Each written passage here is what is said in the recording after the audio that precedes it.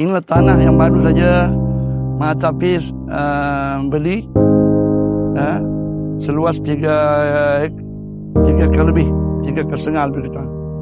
Dan insyaAllah inilah tapak yang akan kita bangunkan untuk Mahat Hafiz secara tersusun nanti, insyaAllah.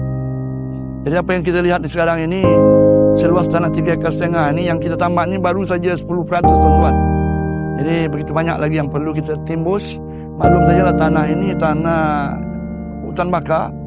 Jadi tanah itu masih lembab, memerlukan timbun yang begitu banyak.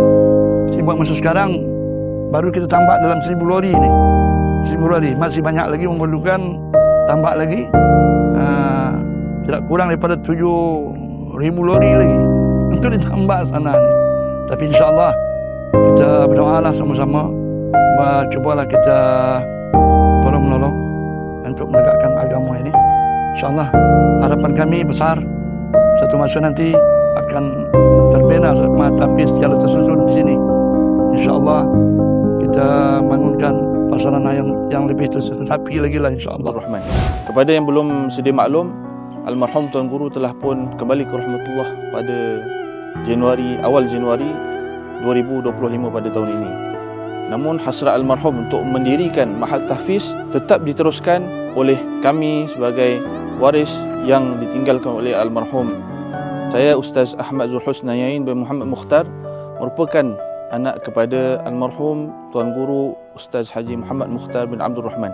Kata Nabi SAW, "Ma naqasat sadaqatun min mal."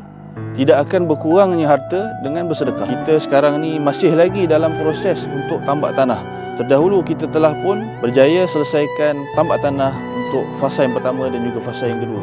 Dan kini kita akan teruskan kembali untuk tambak tanah pada fasa yang ketiga. Kami dengan rendah hati dengan ini membuka peluang kepada tuan-tuan dan puan serta semua yang melihat video ini untuk kita sama-sama menyempurnakan proses tambak tanah ini serendah RM100 untuk 1 lori, dan infak tersebut adalah khusus untuk proses tambak tanah yang akan kita jalankan ini.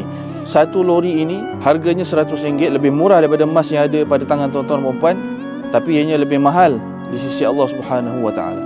Dalam surah Sabah ayat 39, "Wa ma anfaqtum min syai'in fa huwa yukhlifuh." Dan apa sahaja yang kamu infakkan akan Allah ganti. Wa huwa khairur raziqin. Allah adalah sebaik-baik yang memberikan rezeki. Semoga apa yang tuan-tuan infakkan diberi ganjaran yang besar di sisi Allah Subhanahu wa taala. Bismillahirrahmanirrahim. Alhamdulillahirabbil alamin, wassalatu wassalamu ala asyrafil anbiya wal mursalin wa ala alihi wa sahbihi ajma'in.